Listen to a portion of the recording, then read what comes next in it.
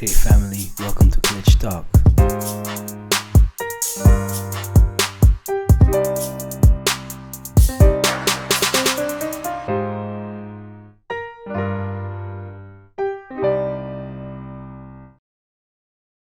Hey family, welcome to Clitch Talk. And today's episode, we're gonna talk with Hadisa, a real estate agent here based in Ghent. And I'm actually really excited because I'm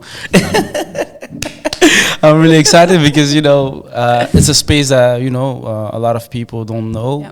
They might see it, but also to see a woman of color in the space, it's amazing. Thank you.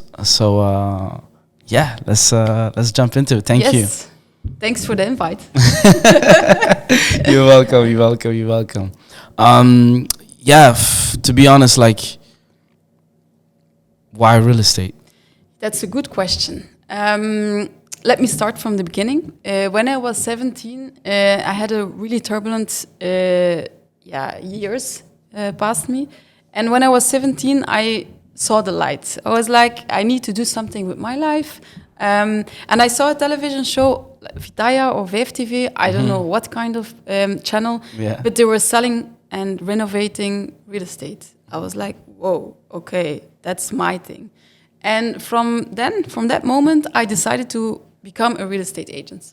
So I remember I was 18, I was writing down what do I need to become a real estate agent, what kind of studies, because I was kicked out of school 3 times, so I didn't have any diploma at that time. So I needed the A2, diploma. So I decided to go for middenjury. It was Vlaamse examencommissie, so Brussels. I needed to study my exams at home and do my exams in Brussels. And then I could start my real estate agent, my opleiding? Yeah, education, Yes. So it was evening school because I couldn't stand the way people make you feel in school. Yeah. So I chose to do the evening school, and then I chose to start working at 17. So I started working full-time in a restaurant and then factories. I cleaned. Wow. I worked in service flats. I did everything you can imagine. And I was doing my real estate education at that time. So 3 years. And then you have the theory. But then, of course, is the theory exact the same as the practical stuff? And yes, today I can say this is really the life I chose for, and real estate agent is my I can't explain why. Yeah. But I think the highs and the lows. I think the sales part, like you need to sell yourself, and then someone signs a contract with you. And then it's a lot of money you can earn, so you... so the highs and the lows, So this is amazing. So you were 17, you just watch a TV show, and your brain that's it. Don't ask me why. It was just my brain who said, real estate. Because, I saw all of them were white. All of them were really cheesy and sleazy. And I was like, okay, that's an opportunity for me because I'm black. I'm not sleazy. I'm not salesy. I'm just like happy and positive. So I thought, I'm going to bring some spice into the real estate market. Wow. And that's exactly what I did. See, that's amazing. A lot of people don't, start because they don't see themselves in those spaces. But you didn't see yourself, but you say, hey, if I'm in it, I'm the difference maker. I saw a gap.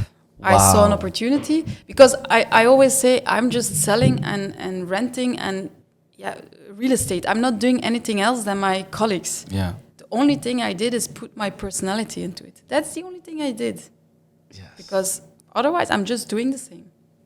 And you're starting, you have this vision, you go all full in.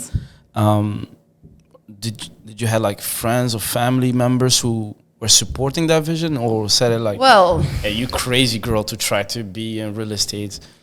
Not in that words, but a lot of people were questioning, what are you going to do? Yeah. I was so in high school. I was in several different schools, and not my last one, but the one before. I was in a Instituut van Gent. It's a really high society school, and they were like, I saw them a few years ago, and one of the guys said, "Yeah, wow, I didn't think you were going to be a real estate agent because real estate is for rich people, white people." So I think a lot of people thought, what are you going to do in real estate? And then they questioned, and they were like, what kind of difference are you going to make? And I'm like, I'm just going to be myself. I'm just going to be myself. But none of them understood what I was saying. Till now, of course. Yeah. So they were supportive, but they were questioning my choices. But that's fine, because it was my choice. And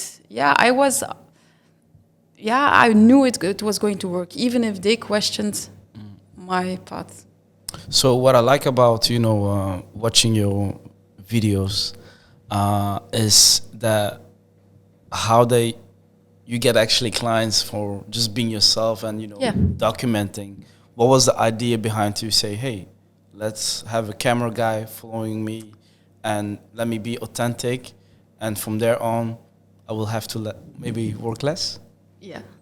Work smart. Work smart.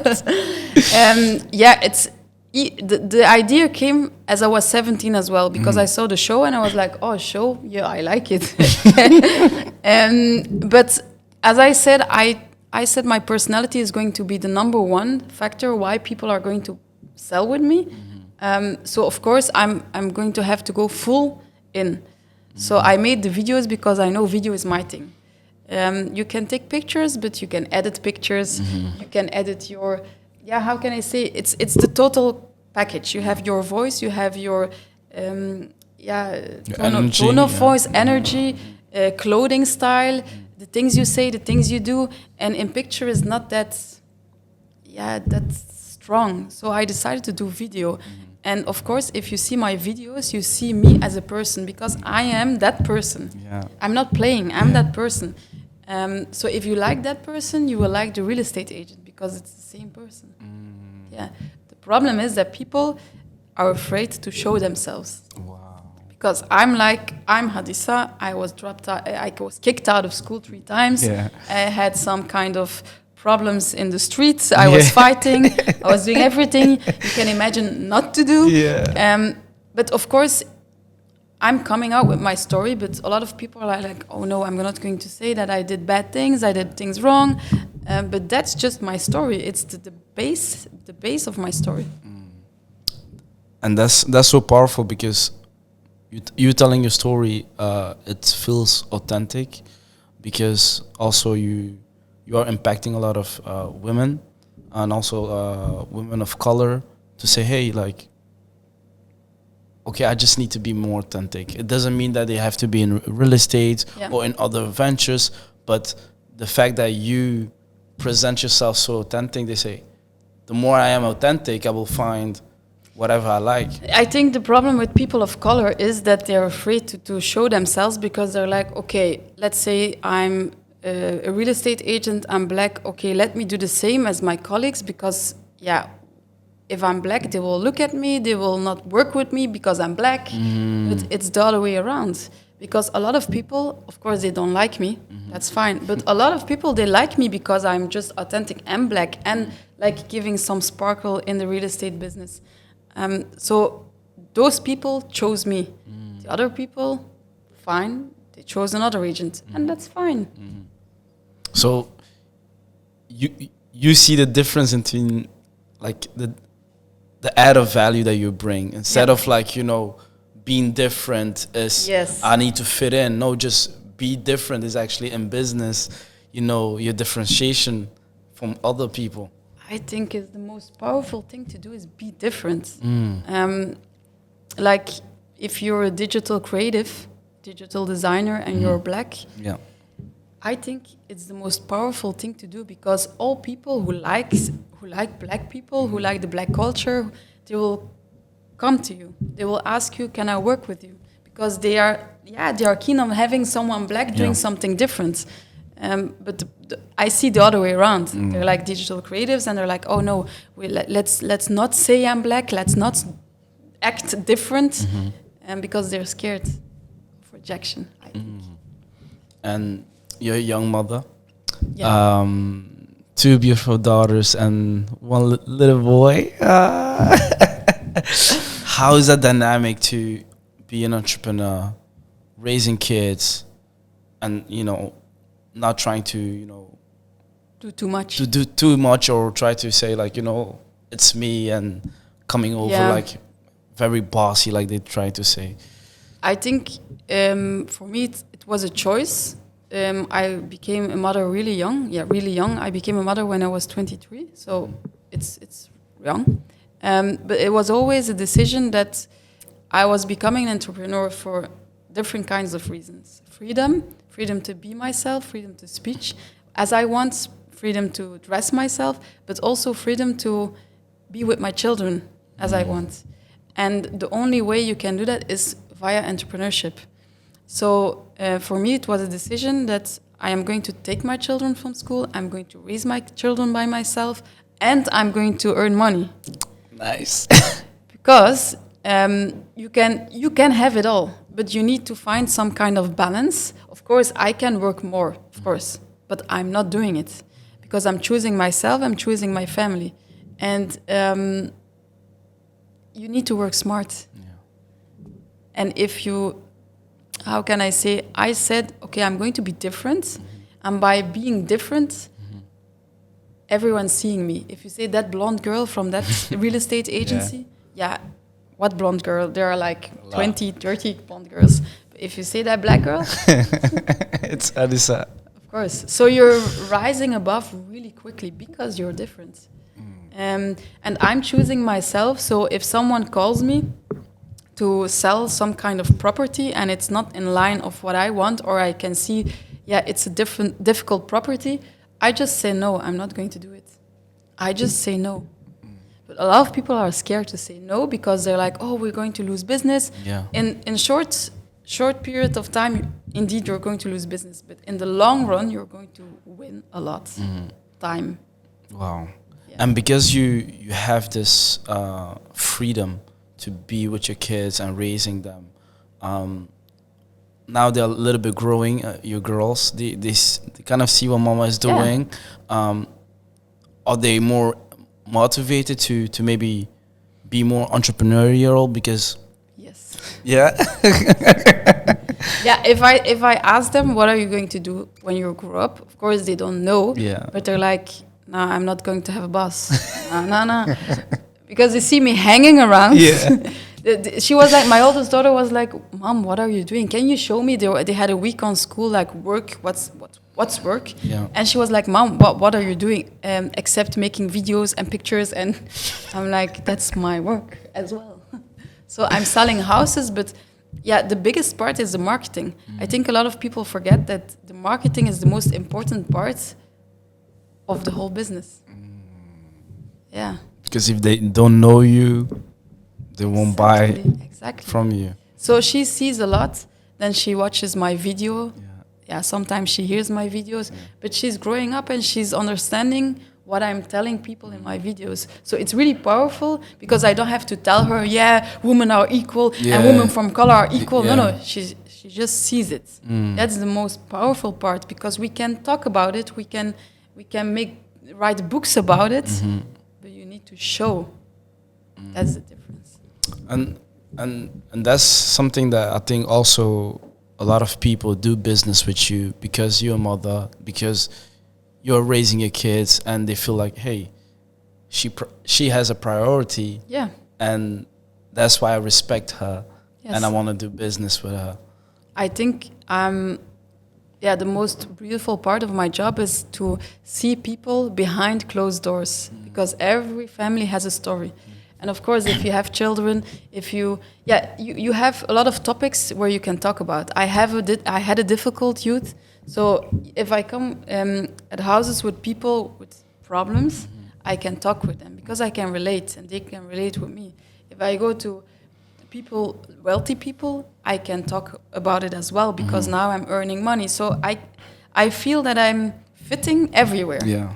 I can talk in different kind of, how do you say, different kind of people, and And if I'm a young person who wants to go into the real estate business, or even, maybe work for you, do they have to change their mindset first, or what is something that you care about that they should have? The long-term vision. I think a lot of people, they see the beautiful side, they see the money, they see the commissions in real estate because commissions are high. But the long-term vision, I think people tend to think that they need to earn money within 1 year, that they're like rich. It's not going to happen. It's a lot of work. And of course, if you like what you're doing, it's not work. It's just having fun and growing. Enjoy the ride. Enjoy the ride and see it as a long-term thing. And don't let you get demotivated by other people. Like white people, for example. They're telling you you're not going to make it, and you're black, so it's not going to work. It's not correct. So also, like, what I was thinking, I was like, okay, what kind of biggest challenges did she make? Like, even first of all, you selling high kind of ish, and houses. So the buyers are not from our community. So correct. How was that a challenge to say, like, okay, I may be, making money, but it's just from that community, but how can I, put our people in that business so they can maybe also sell their houses? Or the problem is that not a lot of black people have properties. Yeah. I was the first year I started, I was like, I'm going to sell for black people and foreign people, but not a lot. Turkish people, American people, they have some kind of properties, but African, I don't know why. Are they investing in Africa? I don't know, but not a lot of black people have properties. So I would say, if you want something to change on the real estate market, buy properties, rent out properties. The more properties we have, the more we can rent it out to people we can help. But for now, I don't see any black owners. Less. And I think if you're a black real estate agent, as I am, being self-secure is the most powerful thing. Because, of course, you're coming in people's houses. Once I was in a house and there was like a Flemish lion. I was, hanging on the wall, really big. And then the guy, I saw him. I saw him watching me, and he was like, "Who the fuck is that?" Because it was a guy I knew. He told the guy, "I know someone, and she's a good real estate agent." But the guy didn't know I was black. So I was like, "Okay, what's happening?" So I saw him looking at me, and I was like, "Okay, I can do two things. I can shrink and say, okay, he's watching me and he thinks I'm black, or I can say, well, I'm here and I know what I'm talking about." So I was the second one. I was like, okay, you think I'm black, I'm stupid? Well, wait. So 30 minutes after, I was telling him every single thing. I was like, wow, she knows everything. And he really appreciated me. And afterwards, I sold his house. We had a kava together. We celebrated, and he was really chill. Does it make him less racist? Maybe not, but he has one example, and he's going to tell all his friends, I had a black girl, she was really, and she talked Dutch, and she was really good, and she knew what. So you see, so one time, maybe I changed a small thing in his head, maybe. So if you can, like, give us a visual story in terms of, like, okay, I have this house here, I want to sell it. How does the process look like? So you're coming to me and you're telling me I want to sell my house. So I check the house. I make a worth. I check what's the worth of the house, and then if you say okay, we sign a contract. We agree a commission because a real estate agent gets paid on commission base. No cure, no pay means if it doesn't get sold, I don't get paid. So it's a risk. And then I take pictures or I make a video, I put it online, And when it's online, buyers are coming, or they are mailing, calling me. Then I do visits, negotiation, we sell it, and then I make the documents, and voila. It sounds easy. But It sounds easy, but it's more complicated than but that. that's the process, yeah. That's the process. Yeah. So, to kind of finish up, do you have any words of advice for the young people, or even, just people who want to enter the real estate business, or even want to work for you, beside you, so I give you the floor. Yeah, I think you should work on yourself first. I think not only the black community, but people with a foreign background, they tend to shrink themselves. And I think if you work on that, if you say, hey, I'm black, I'm proud, you take me as I am, I think doors will open. But if you shrink yourself, doors will close. Or you will be unhappy because you're trying to be someone you're not. Imagine if I try to be someone I'm not. Imagine. Yeah. If I buy myself some Louboutins and then imagine. Yeah. It's different. Yeah. So, Hadisa, thank you so much for sitting with us. And but for the people, where can they find you? They can find me everywhere. On my socials. If you Google my name, you will find a lot. Yeah. So we will put a link over here, whatever, Fine. tag her.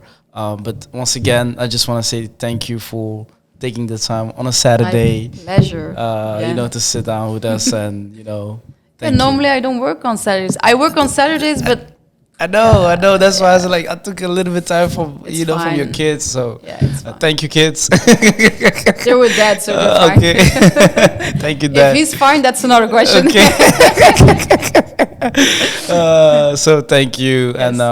Yes. And ladies and gentlemen, once again, this was Clement Iradukunda sitting here with Hadisa, and it was Clitch Talk. Thank you. Thanks.